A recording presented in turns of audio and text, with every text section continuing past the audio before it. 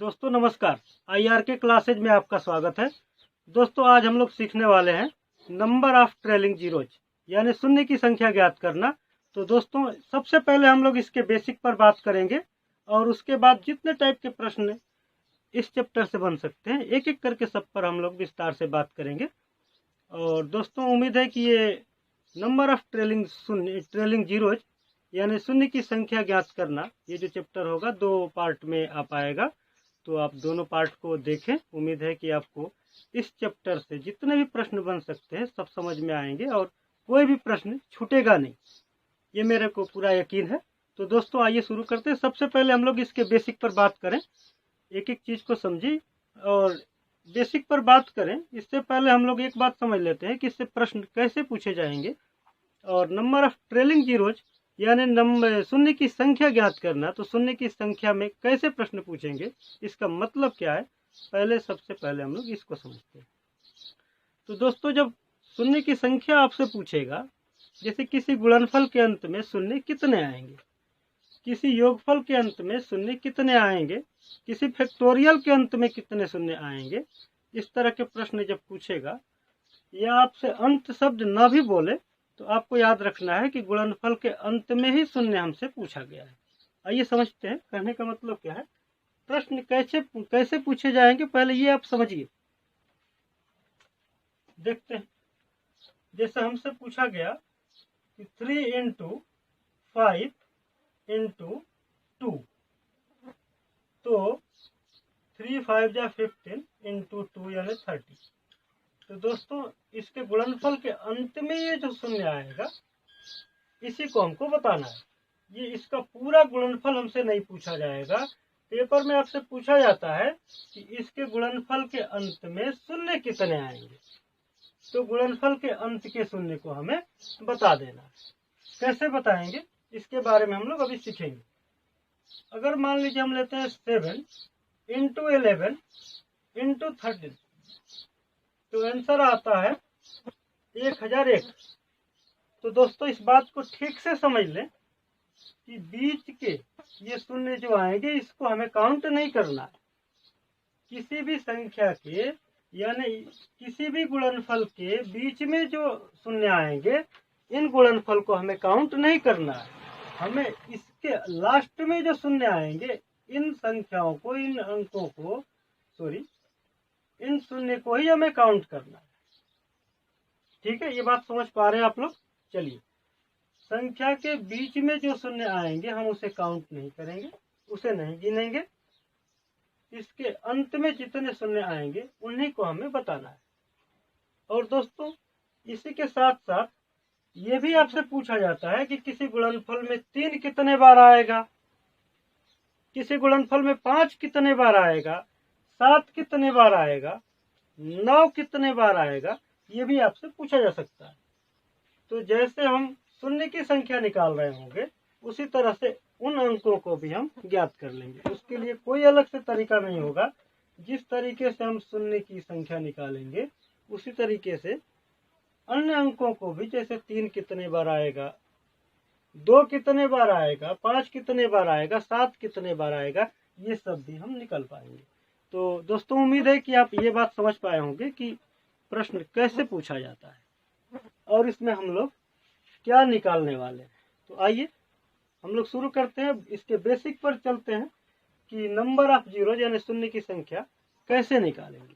ऐसे गुणा कर करके अगर हम निकालते हैं तो बहुत देर लगेगी और ये यूजुअल मेथड नहीं है कंपटीशन के लिए।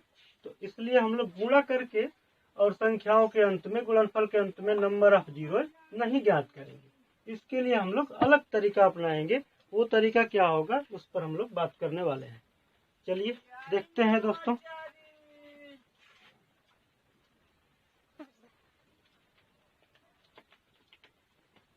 तो दोस्तों उम्मीद है कि ये बात आप लोग समझ पाए होंगे कि सवाल में हमसे पूछा क्या जाएगा और आज हम लोग क्या पढ़ने वाले हैं।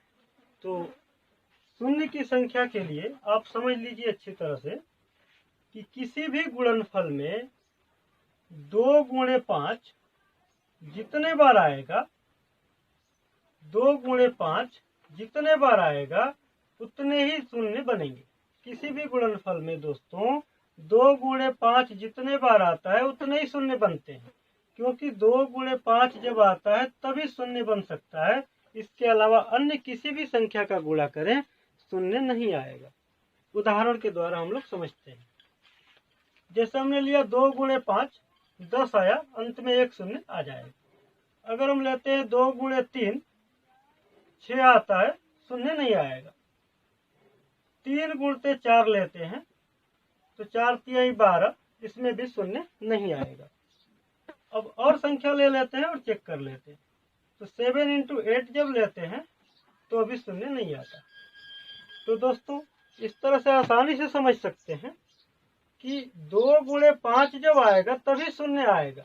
2 गुणे 5 के अलावा और किन्हीं संख्याओं का गुणा कर ले, हमें शून्य नहीं मिल सकता।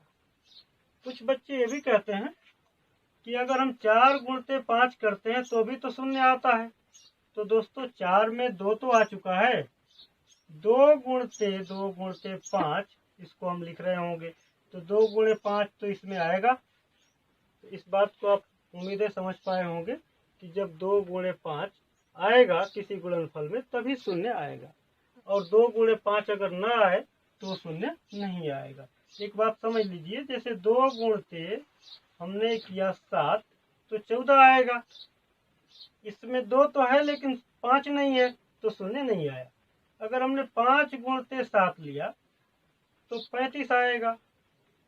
अब इसमें 5 तो है लेकिन 2 नहीं है, तो अगर 2 एक अकेला आए लेकिन उसके साथ 5 न हो तो शून्य संभव नहीं होगा। अगर 5 तो आए लेकिन 2 ना आए तो भी शून्य नहीं आएगा। तो कुल मिला के हमें ये समझ लेना है कि किसी गुणनफल में 2 गुणे 5 कितने बार आ रहा है, 2 गुणे 5 के कितने पेयर बन रहे हैं, हमारे उतने ही शून्य होंगे। तो हम पूरी संख्याओं का गुणा नहीं करेंगे, बस 2 गुणे 5 के पेयर ही ढूंढ लेंगे। ये बात समझ पा रहे हैं? चलिए एक उदाहरण के द्वारा समझने की कोशिश करते हैं। हम कहना क्या चाह रहे हैं आपको समझ में आएगा, देखते रहिए। जैसे हमने एक उदाहरण लिया 8 गुणते 15, तो इसको हम क्या लिख रहे होंगे, जब इसका हम फैक्टर करेंगे तो 2 गुणते 2 गुणते 2 गुणते 15 को क्या लिखेंगे, 3 गुणते 5, और जब इसका आंसर निकालते हैं तो आता है 120। एक शून्य आ रहा होता है। और यहाँ भी जब हम देखेंगे तो 2 गुणे 5 कितने बार आएगा, बस एक बार आ रहा है, 2 गुणते 5। तो 2 गुणे 5 जब करेंगे तो भी शून्य कितने आएंगे, एक ही आएंगे। और हमें इस पूरे गुणनफल से तो कोई लेना देना है नहीं, संख्या के गुणनफल के अंत में शून्य से ही मतलब है, तो हम यहाँ से आसानी से शून्य निकाल लेंगे। और बाकी ये जो जितने गुणनफल होंगे इनसे शून्य नहीं बन सकता, इसलिए हम 2 गुणे 5 को ही बस ढूंढ रहे हैं। ये बात समझ पा रहे हैं आप लोग? चलिए एक और उदाहरण द्वारा समझने की कोशिश करते हैं।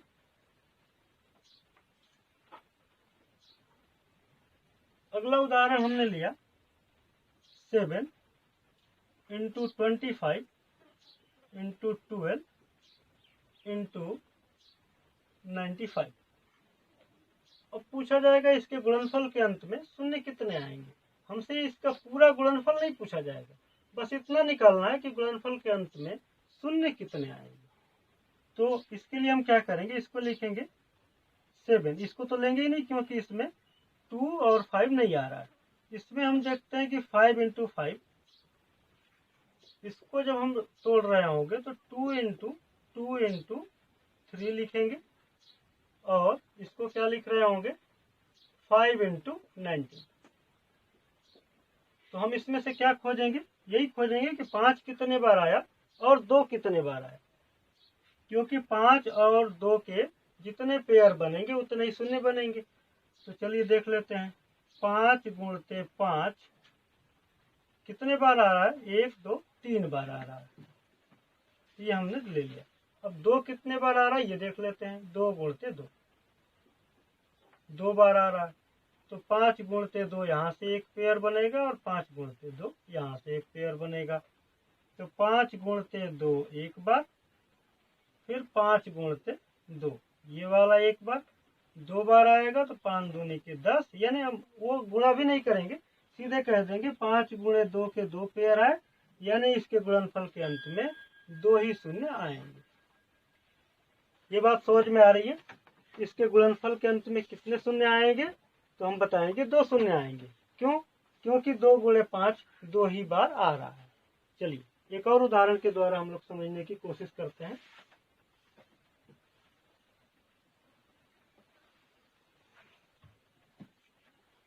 अगला उदाहरण हमने लिया 2 इंटू 3 इंटू 4 इंटू 7। अगर हम इसमें पूछे कितने शून्य आएंगे, तो हम देख रहे हैं 2 तो आया, लेकिन 5 एक बार भी नहीं आ रहा है, तो इसमें शून्य कितने आएंगे? एक भी शून्य नहीं आएंगे। इसके गुणनफल के अंत में एक भी शून्य नहीं आएंगे। क्यों नहीं आएंगे?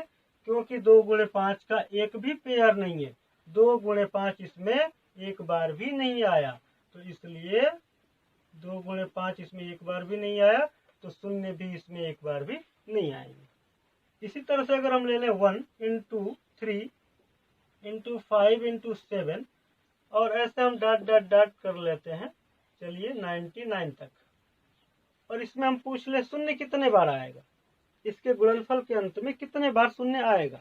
तो हम देख रहे हैं कि 1 3 5 7 9 सब विषम संख्याएं हैं, और 2 तो एक बार भी नहीं आ रहा है, तो इसके गुणनफल के अंत में भी एक भी शून्य नहीं आएंगे, क्योंकि 2 गुणे 5 इसमें एक बार भी नहीं आएगा। 5 तो आ रहा होगा, लेकिन 2 नहीं आएगा, तो 2 गुणे 5 का कोई पेयर नहीं बनेगा, तो इसमें कोई शून्य नहीं आएगा। अब तक आप उम्मीदें समझ पाए होंगे कि 2 गुणे 5 के जितने पेयर बनेंगे उतने ही शून्य आएंगे। अगर 2 गुणे 5 नहीं आएगा किसी गुणनफल में, तो शून्य भी नहीं आ रहे होंगे। चलिए दोस्तों, अब समझते हैं अगला बात। जैसे हमने अगर कहा, मान लीजिए कि 2 गुणते 2 गुणते 2 गुणते 5 गुणते 5, इसमें हम देखते हैं कि 2 गुणे 5 के कितने पेयर बनेंगे। तो 2 गुणे 5 एक बार आएगा, और यहाँ से 2 गुणे 5 एक बार और आ जाएगा। तो 2 गुणे 5 के कितने पेयर बन पाएंगे? 2 गुणे 5 कितने बार आएगा? 2 बार। अब इसमें मैं समझाना ये चाह रहा हूँ दोस्तों कि 2 कितने बार आ रहा है आप ये देख लीजिए, और 5 कितने बार आ रहा है ये देख लीजिए। तो हम देख रहे हैं कि 2 तो 3 बार आ रहा है, लेकिन 5 आ रहा है 2 बार। तो पेयर भी कितने बन पा रहे हैं? पेयर भी 2 ही बन रहे हैं। कहने का मतलब है कि दोनों में से जो कम बार आएगा तो उतने ही बार पेयर भी बनेंगे। तो ये सवाल लगाते समय हमको ये देखना होगा कि 2 और 5 में से कम कौन आ रहा है। तो 5 बस 2 ही बार आ रहा है, और 2 जो है 3 बार आ रहा है। तो 5 की संख्या को ही हम बस ज्ञात कर लेंगे, क्योंकि अगर 5 2 ही बार आएगा तो 2 ही पेयर बन पाएंगे, 1 2 तो छूट जाएगा। एक और उदाहरण लेकर देखते हैं। अगर हमने लिया 2 गुणते 2 गुणते 5 गुणते 5 गुणते 5 गुणते 5, ऐसे हमने ले लिया। अब इसमें 2 गुणे 5 के कितने पेयर बनेंगे? चलिए देखते हैं। 2 गुणते 2, हमने इसको यहाँ लिख लिया और इसको नीचे लिख लेते हैं। 5 गुणते 5 गुणते 5 गुणते 5। तो 2 और 5 एक बार आएगा, 2 और 5 यहाँ से आएगा। बाकी ये 5 जो है पेयर नहीं बना पाएंगे, क्योंकि अब 2 नहीं बचा है। तो कहने का मतलब है दोस्तों, अगर 2 2 ही बार आ रहा है और 5 4 बार आ रहा है, तो कम बार कौन आ रहा है? 2 बार आ रहा है। 2 आ रहा है 2 बार, यानी कम बार आ रहा है। तो कम बार आने वाला जितने बार आएगा उतने ही पेयर बनेंगे। तो बस हम समझ लेंगे ये 2 बार आया तो 2 ही शून्य बनेंगे। ये पेयर भी अब हम नहीं बना रहे होंगे। यहाँ से भी हम समय बचाएंगे और देखेंगे 2 और 5 में से अगर ये 2 ही बार आएगा तो ये कितना हो बार आ जाए, पेयर तो 2 ही बन रहे होंगे। और यहाँ से हम देख रहे हैं कि 2 भले ही 3 बार आए, 5 2 ही बार आ रहा है, तो यहाँ से भी 2 ही पेयर बनेंगे। तो जो 2 और 5 में से जो कम बार आए उतने ही पेयर हम बनाएंगे, और पेयर भी नहीं बनाएंगे। सीधे हम क्या करेंगे, 5 2 बार आया तो 2 ही शून्य हो जाएंगे, हम आंसर बता देंगे। चलिए, कहने का मतलब क्या है, उदाहरण के द्वारा हम लोग समझते हैं।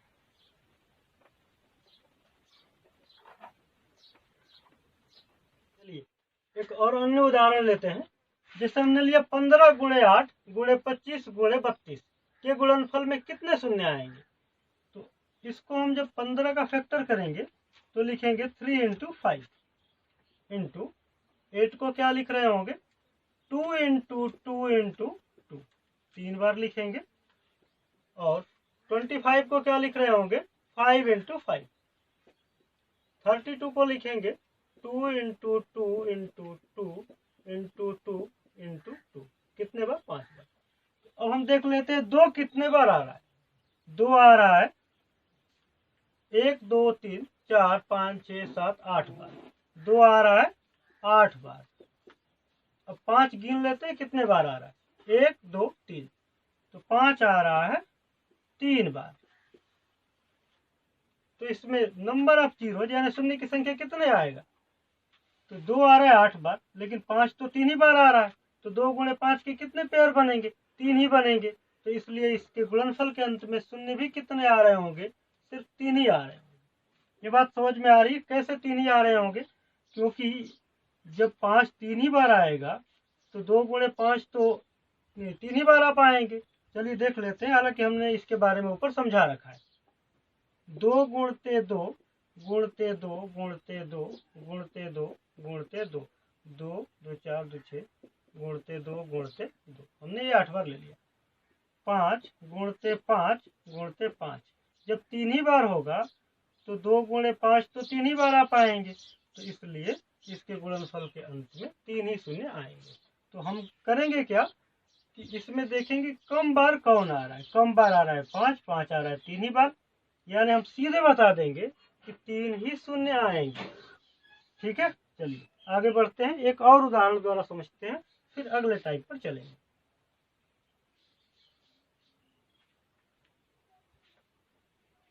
एक अगला उदाहरण हमने लिया 15 इंटू 18 इंटू 26 इंटू चलिए ले लेते हैं हम 45। अब इसमें नंबर ऑफ जीरोज कितने होंगे इसके गुणनफल में शून्य की संख्या कितनी होगी ये हमें बताना है। तो हम क्या करेंगे 3 into 5 into 2 into 3 into 3 into 2 into 13 into इसको क्या लिख रहे होंगे 3 इंटू 3 इंटू 5। तो 2 गिन लेते हैं 2 कितने बार आ रहा है। बाकी अंक से तो हमें कोई लेना देना है नहीं। 1 बार आया ये या 1 बार यहाँ आया यानी 2 आ रहा है सिर्फ 2 बार। 2 आ रहा है 2 बार। 2 कितने बार आएगा इसमें ठीक 2 बार। 5 कितने बार आ रहा है 1 बार यहाँ आ रहा है और 1 बार यहाँ आ रहा है। तो 5 भी आया 2 ही बार। इसमें तो 2 भी 2 बार आ रहा है 5 भी 2 बार आ रहा है। तो शून्य तो 2 ही आएंगे क्योंकि 2 गुणे 5 2 गुणे 5 2 गुणे 5 2 ही बार बन पाएगा। लेकिन अगर हम इसमें ले लेते हैं मान लीजिए 8 और अब समझते हैं। तो जब हमने इसमें ले लिया 8 तो अब क्या लिख रहे होंगे 2 इंटू 2 इंटू 2 ये भी आ जाएगा। अब 2 कितने बार आएगा यहाँ से हम देख लेते हैं 1 बार यहाँ आया यहाँ 1 बार आएगा 2 और 3 5 बार। तो 2 आएगा 5 बार। और 5 कितने बार आ रहे होंगे तो 5 आ रहा है बस 2 ही बार। 5 आ रहा है 2 बार। चलिए अब हम क्या देख रहे हैं कि 2 आ रहा है 5 बार लेकिन 5 2 ही बार आ रहा है। तो 2 गुणे 5 के कितने पेयर बन पाएंगे 2 ही बन पाएंगे। इसलिए इसके गुणनफल के अंत में शून्य भी कितने होंगे 2 ही शून्य होंगे। कितने शून्य होंगे बस 2 ही शून्य बनेंगे। ये बात आप समझ पा रहे हैं। क्योंकि 2 पर घाते 5 इसको लिखेंगे गुणते 5 के पावर 2 लिखेंगे। तो 2 के पावर 2 गुणते 2 के पावर 3 भी लिख सकते हैं और 5 के पावर 2 लिख सकते हैं। तो 2 और 5 को जब एक साथ लेंगे तो 2 गुणते 5 के होल स्क्वायर इंटू 2 के पावर 3। तो 2 5 10 स्क्वायर 10 दाई में 100। और इसको हम कुछ भी चलिए इसको हम वैसे ही उतार देते हैं। तो अंत में कितने शून्य बन रहा है 2 ही शून्य बन रहे। तो ये आपको हमने चेक करके बताया है। हमको इतना करना नहीं है। हमने देखा 2 और 5 में से कम बार आ रहा है 5 और 2 बार आ रहा है, तो नंबर ऑफ जीरोज भी इसके गुणनफल के अंत में 2 ही हो जाएंगे। उम्मीद है इस बात को आप समझ पाए होंगे। चलिए अगले टाइप पर हम बात करते हैं। दोस्तों ये था इसका बेसिक, नंबर ऑफ जीरोज का बेसिक था। और बेसिक में हमें यह समझना था कि किसी संख्या के गुणनफल में 2 गुणे 5 जितने बार आएगा, उस गुणनफल के अंत में शून्य भी उतने ही बार आएंगे। और उसके बाद अगला टाइप हम लोग समझते हैं। अगर मान लीजिए आपसे पूछ देता है 1 गुणते 2 गुणते 3 गुणते ... 100 तक, अगर ऐसा सवाल आता है तो इसमें अगर हम नंबर ऑफ जीरोज अगर हमें ज्ञात करना है तो 2 की संख्या 5 की संख्या ज्ञात करें और उसके बाद हम 2 गुणे 5 के पेयर खोजें, बहुत ज़्यादा समय लग जाएगा और यूजुअल मेथड नहीं होगा, व्यवहारिक मेथड नहीं होगा कंपटीशन के लिए। इसलिए अब हम उस मेथड को अप्लाई नहीं करेंगे, हम नए तरीके से इस सवाल को हल करेंगे। चलिए देखते हैं कैसे करते हैं। अगर इस तरह की सीरीज आती हो कि 1 into 2 into 3 कंटिन्यूअस हो और ये 100 तक हो 50 तक जो भी हो, तो ऐसे सवाल में हम क्या कर रहे होंगे, सबसे बड़ी संख्या को हम लेंगे। सबसे बड़ी संख्या इसमें कौन है, 100। और इसमें हमें क्या ज्ञात करना है, नंबर ऑफ जीरोज। तो नंबर ऑफ जीरोज ज्ञात करने के लिए हम क्या करेंगे, ये देख लेते हैं 2 कितने बार आया और कितने बार 5 आया। तो सबसे पहले 2 चेक करना है, 2 को ज्ञात करते हैं। तो हम इसमें 2 का भाग देंगे, भाग जाएगा 50 बार। चलिए अब हम देख रहे हैं कि 50 में और 2 का भाग जा सकता है, तो 50 में 2 का एक बार और भाग देंगे, भाग जाएगा 25 बार। अभी भी 2 का इसमें भाग लग जाएगा, शेषफल बचेगा, उससे मतलब नहीं है। भाग कितने बार जाएगा हमें ये देखना है। 25 में हमने जब 2 का भाग दिया, भाग जाएगा 12 बार। 12 में अभी भी भाग जाएगा, तो 12 में भी भाग देंगे 2 का, भाग जाएगा 6 बार। फिर अभी भी जाएगा, 6 में भी 2 का भाग देंगे, भाग जाएगा 3 बार। अभी भी जा रहा है तो फिर देंगे, इसको थोड़ा बड़ा लिखते हैं। और 3 में जब 2 का भाग देंगे, भाग जाएगा 1 बार, अब भाग नहीं जाएगा। तो हम क्या कर रहे होंगे, सबको जोड़ लेंगे। 50 25 75 और 12 87, 6 93 और 3 96 और 1 97, 97। तो दोस्तों हमने देखा कि 1 गुणे 2 गुणे 3 ... 100 तक में 2 आ रहा है 97 बार। कितने बार आ रहा है, 97 बार। वैसे ही हम 5 कितने बार आएगा ये ज्ञात करते हैं। तो इसके लिए क्या करेंगे, फिर वही मेथड अप्लाई करेंगे। हम सबसे बड़ी संख्या यानी 100 में अब भाग देंगे 5 का, भाग जाएगा 20 बार। लेकिन 20 में अभी भी 5 का भाग जाएगा, तो 20 में फिर भाग देंगे 5 का। कितने बार भाग जाएगा, 4 बार। और इस 4 में 5 का अब भाग नहीं जाएगा, तो हम क्या करेंगे, इसको जोड़ लेंगे। 20 4 24, तो 2 आएगा 97 बार। लेकिन ये 5 कितने बार आएगा, तो 5 आएगा 24 बार। तो चलिए आगे हमने बता रखा है कि 2 और 5 में से अब देख लेते हैं कि किसकी संख्या कम आ रही है। तो हम देख रहे हैं 5 24 बार ही आ रहा है, तो इसका मतलब है कि इसके गुणनफल के अंत में शून्य भी कितने आएंगे, तो 24 शून्य आएंगे। कितने शून्य आएंगे, 24 शून्य आएंगे। ये बात समझ में आ रही है। यहाँ से एक बात और हमें समझना है कि जब 1 गुणे 2 गुणे 3 गुणे ... 100 तक ले रहे होंगे, तो 2 तो हमेशा अधिक बार आएगा। अगर यहाँ 80 तक भी हम लेते तो 2 बहुत ज़्यादा बार आ जाता। क्यों आ जाता, क्योंकि 2 तो 2 में भी मिलेगा, यहाँ 4 में भी होगा, 6 में होगा, 8 में होगा, 10 में होगा। तो इस तरह से जब तक 5 24 बार आएगा तो 2 इससे बहुत ज़्यादा बार आ चुका होगा। इसलिए अब बस हम 5 को ही ज्ञात कर लें कितने बार आएगा। अगले सवालों में हम 2 को फाइंड आउट नहीं करेंगे, बस 5 24 बार आए तो हम बता देंगे 24 शून्य ही होगा। चलिए एक और उदाहरण द्वारा समझने की कोशिश करते हैं।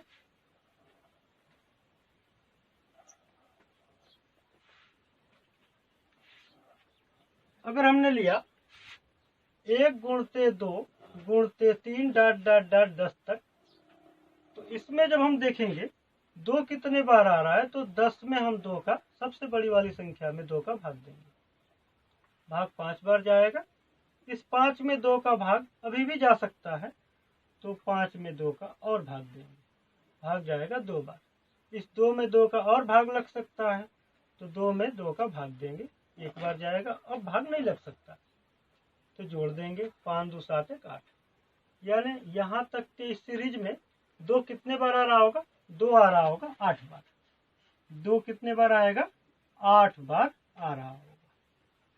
चलिए अब हम लोग देख लेते हैं, 1 गुणते 2 गुणते, तो ये 10 तक हमने लिया है तो एक बार 2 आएगा। 4 में 2 गुणते 2 ये आएगा। 6 में 2 गुणेगा 8 बार आएगा। चलिए अब हम चेक कर लेते हैं, 1 2 3 4 5 6 7 8 9 10 तक लिखा। 1 में तो नहीं आएगा, यहाँ पर 1 2 आएगा, यहाँ नहीं आएगा। यहाँ पर 2 गुणते 2 2 बार आएगा, यहाँ नहीं आएगा। यहाँ 2 गुणते 3 1 बार आएगा, यहाँ नहीं आएगा। यहाँ 2 गुणते 2 3 बार आएगा, यहाँ नहीं आएगा। यहाँ 2 गुणते 5 कितने बार आएगा, अब गिन लीजिए, 1 बार यहाँ, 2 बार यहाँ, 3 1 4 और 4 और 3 7 और 1 8। तो 1 गुणे 2 गुणे 3 ऐसे एक सीरीज चलेगी। तो इसमें 2 कितने बार आएगा, यहाँ जब हमने काउंट किया था तो 8 बार आया था, जब यहाँ से हमने गिना तो भी 8 बार आ रहा है। तो हम ऐसे अब काउंट नहीं कर रहे होंगे, हम डायरेक्ट क्या करेंगे, सबसे बड़े अंक में, सबसे बड़ी संख्या में 2 का भाग देंगे और ऐसे भाग तब तक देते जाएंगे जब तक भाग लगता रहे। और जब इस 2 से छोटा अंक आ जाएगा तो भाग देना बंद कर देंगे और सबको क्या करेंगे, जोड़ लेंगे। जोड़ने के बाद हमें 2 8 बार मिल गया था। चलिए अब हम संख्या ज्ञात करेंगे किसका, 5 का। तो 5 को हम लोग इधर ज्ञात कर लेते हैं। तो 5 को जब हम इधर ज्ञात करेंगे तो सबसे बड़ी संख्या में 5 का भाग देंगे, 10 भागे 5। तो 10 भागे 5 जब करेंगे, मार्कर की थोड़ी सी दिक्कत है, 1 मिनट देखते हैं। तो भाग जाएगा कितने बार, 2 बार भाग जाएगा, ठीक है। और इस 2 में 5 का भाग नहीं जाएगा, तो इसका मतलब है कि 10 इस सीरीज में 5 कितने बार आ रहा होगा, बस 2 ही बार आ रहा होगा। तो 5 आएगा 2 बार। चलिए 5 कितने बार आ रहा होगा, 2 बार। तो हम देख रहे हैं, पिछले सवालों में भी देखा था कि 2 जब 8 बार आ रहा है, 5 2 ही बार आ रहा है। यानी किसी भी सीरीज में 5 जितने बार आएगा उससे बहुत ज्यादा बार आ रहा होगा 2। और हमें 2 गुणे 5 का ही पेयर बनाना है। तो जब 5 2 ही बार आ रहा है तो इसका मतलब है कि 2 गुणे 5 के 2 ही पेयर बन पाएंगे। तो इसलिए अगले सवालों में ऐसे सीरीज में हम क्या करेंगे, केवल 5 की संख्या निकालेंगे। और 5 अगर 2 बार आएगा तो हम बता देंगे इसके गुणनफल के अंत में 2 ही शून्य आएंगे। ये बात आप लोग समझ पा रहे हैं। चलिए एक और उदाहरण द्वारा समझते हैं और फिर आगे बढ़ेंगे। आइए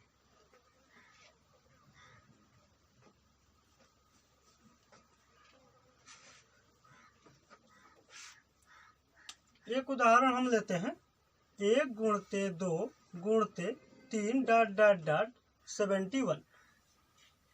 और इस सीरीज की में हम पूछ रहे हैं कि इसके गुणनफल के अंत में कितने शून्य आएंगे। तो अभी हमने बताया था कि जब 5 जितने बार आएगा उससे बहुत ज्यादा बार 2 आ चुका होगा, इसलिए अब हम 2 को नहीं गिनेंगे, 2 की संख्या नहीं निकाल रहे, सीधे 5 को ही पता कर ले रहे हैं कितने बार आ रहा है। तो सबसे बड़ी संख्या 71 है, 71 में हम भाग देंगे 5 का, कितने बार जाएगा, 14 बार जाएगा। और इस 14 में अभी भी 5 का भाग लग सकता है, तो फिर हम भाग देंगे, भाग जाएगा 2 बार। और इस 2 में अब भाग नहीं लग सकता, तो हम क्या कर रहे होंगे, इसको जोड़ लेंगे, 14 2 16। तो इस सीरीज में कितने बार 5 आएगा, 16 बार आएगा। तो इस सीरीज के गुणनफल के अंत में शून्य भी कितने आएंगे, 16 शून्य आएंगे। कितने शून्य आएंगे, 16 शून्य आएंगे। चलिए तो ऐसे सीरीज में हम शून्य की संख्या इसी प्रकार से ज्ञात कर रहे होंगे। सबसे बड़ी संख्या में 5 का भाग देंगे। जितने बार 5 आएगा उतने ही शून्य हो जाएंगे। क्यों? क्योंकि 2 तो इससे बहुत ज़्यादा बार आ चुका होगा, तो पेयर तो उतने ही बन पाएंगे जितने कि 5 आएंगे। तो इसलिए बस हम 5 की संख्या ही ज्ञात करेंगे। अगर आपसे पूछ देता, इस सवाल में अगर आपसे पूछ देता कि 3 कितने बार आएगा, तो हम क्या करेंगे, सबसे बड़ी संख्या में 3 का भाग दे देंगे, यानी 71 में 3 का भाग दे देंगे। भाग कितने बार जाएगा? 23 बार। अभी भी इस 23 में 3 का भाग लग सकता है, तो फिर एक बार भाग देंगे हम। 23 में जब हम भाग देंगे 3 का, तो भाग जाएगा 7 बार।